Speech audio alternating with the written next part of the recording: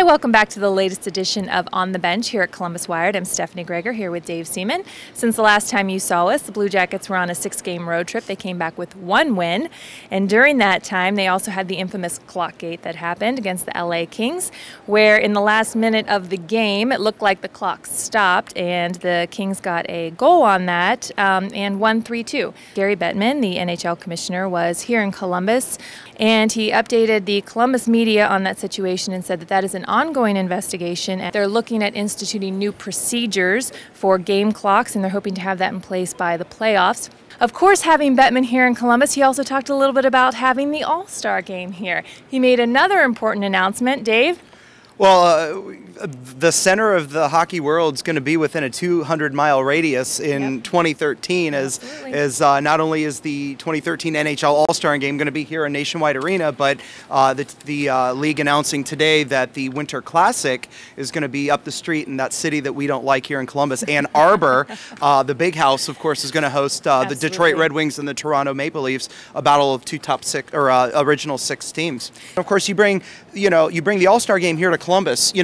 Columbus hosted a very successful draft in '97. Columbus, from a business perspective, has been a model franchise. It's one of the best buildings in the league, and what the league said was, you guys got to get a couple things figured out. The arena lease, that's been taken care of, and the fact that there weren't enough high-end hotels. Well, the Hilton's going to open this fall, just down the street, as I'm pointing that way, and so as a result, Columbus is now meeting those requirements, and we're going to get to host the All-Star Game. Yeah, they absolutely are, and actually Gary Bettman was very excited. He said that Columbus is a market that he definitely believes in. He anticipates that it will continue to be a great market for fans, and he's excited about having it here, and was very enthusiastic. And he did note that he didn't come here because of the fan protest that was here a few weeks ago. What do you call it, a pep rally? A pep rally, he called it, which was interesting terminology.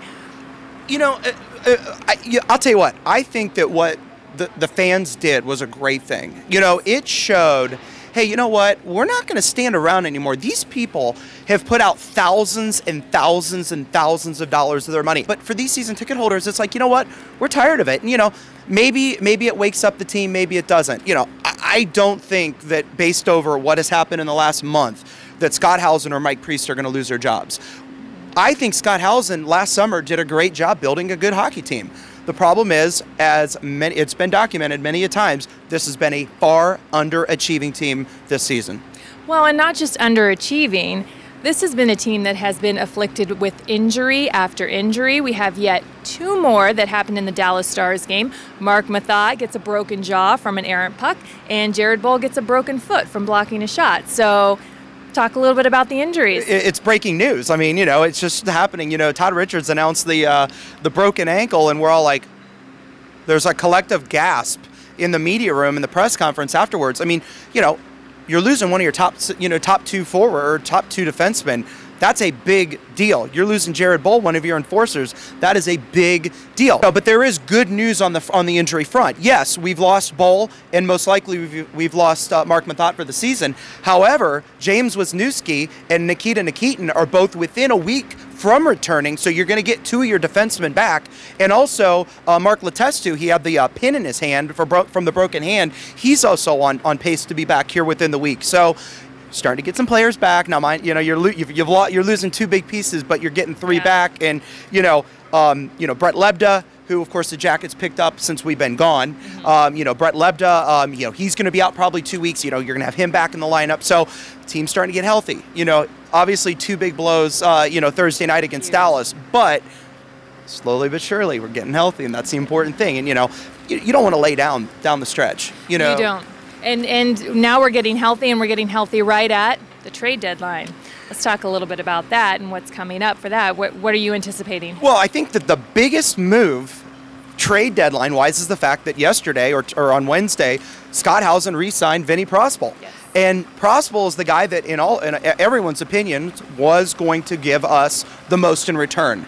Sure. Now Prospal is under contract for another year. There's a no trade clause in the contract, and there's a gentleman's agreement that says, hey, you're going to have a job in Columbus after your playing days are over. So Prospal may play another year. He may play 3 years. We don't know.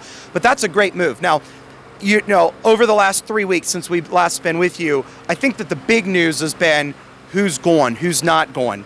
And two names that are really coming up more and more and more are the captain, Rick Nash, and Jeff Carter. And, you know, national media saying Jeff Carter's on his way out the door, that there is not a match between Jeff Carter and the Columbus Blue Jackets. And, you know, I, for one, don't agree with that. I think he's, you know, behind Nash, our best player, or the Blue Jackets' best player. At least he should be. And, you know, here we are. The possibility of him going is stunning to me. The fact that all the hoopla around his trade, or the trade for him, you know, just 7 months ago, and here we are. And, you know, I'd be surprised if he's traded, but, you know, if Vinny Prospel's staying, there's definitely a lot that you can get for Jeff Carter. Yeah, there definitely is a lot you can get for him. Of course, he's an excellent player, obviously, and he's made a huge impact on the Columbus Blue Jackets.